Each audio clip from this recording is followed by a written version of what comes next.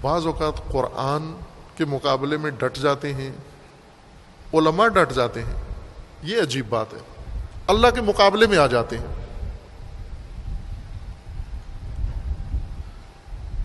قرآن کریم میں ہے کہ عصا آدم و ربہ، آدم نے رب کی نافرمانی کی ہے۔ آپ تمام علماء، خصوصاً علماء امامیہ زیادہ اس مسئلے پہ، علماء علیہ سنت کے لیے اتنا اہم نہیں ہے، لیکن علماء امامیہ نے، تمام علماء نے اس مسئلے میں سب نے متفقاً کہا ہے کہ نہیں کیے۔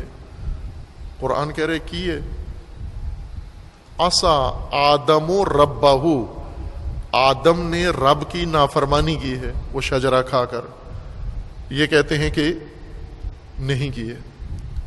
یہاں سوچنا چاہیے کہ ہم کس کے مقابلے میں کھڑے ہوئے ہیں؟ وہ نبی بھی اللہ کے تھے، وہ مخلوق بھی اللہ کی ہے، وہ نائب بھی اللہ کا ہے، وہ خلیفہ بھی اللہ کا ہے۔ آپ نے تو آدم نہیں بنایا کہ اللہ سے بھی زیادہ عزیز ہو گئے آدم آپ کو؟ اللہ نے آدم بنایا ہے، اللہ نے خلیفہ بنایا ہے، اللہ نے اس کو سجدہ کروایا ہے، اللہ نے آدم کو یہ سارا کچھ عطا کیا ہے، اور وہی اللہ کہہ رہا ہے کہ نافرمانی بھی کی ہے اس نے، اس باغ میں، جنت میں نافرمانی بھی کی ہے۔ خوب، یہ کہتے ہیں نہیں کی ہے۔ عصا کو اب ادھر ادھر کر کے کسی طرح، یہ اجتہاد نہیں ہونا چاہیے، قرآن کے مقابلے میں تسلیم ہونا چاہیے۔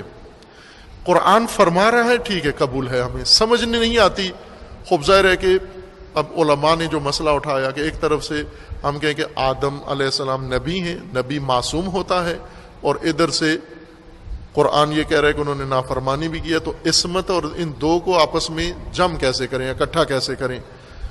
خوب نہیں سمجھ میں آتی تو اللہ تعالیٰ کا فرمان ہے کہ جب یہ نہ سمجھ میں آئے باتیں تو اسے اللہ اور رسول کی طرف پلٹا دیا کرو، خود نہ اس میں اجتہاد کرو، رک جو نہیں سمجھ میں آتی۔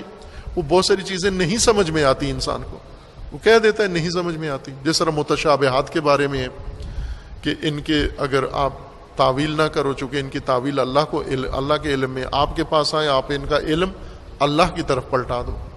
اگر ہم مسلمان ہیں اور مسلمان تسلیم سے ہے، مسلم تسلیم کرنے والا، تسلیم ہونے والا، اطاعت کرنے والا، جو رب کی طرف سے ہے اسے مان لو، قبول کر لو کہ یہ ہمارے رب کی طرف سے فرمان ہے۔ سمجھ میں آیا ہے، نور علی نور، سمجھ میں نہیں آیا ہے، اسے اپنے رب کی طرف پلٹا دو، معذور ہو اس میں، آپ کہہ دو ہمیں تو معلوم نہیں ہوا کہ یہ کیا فرمایا جا رہا۔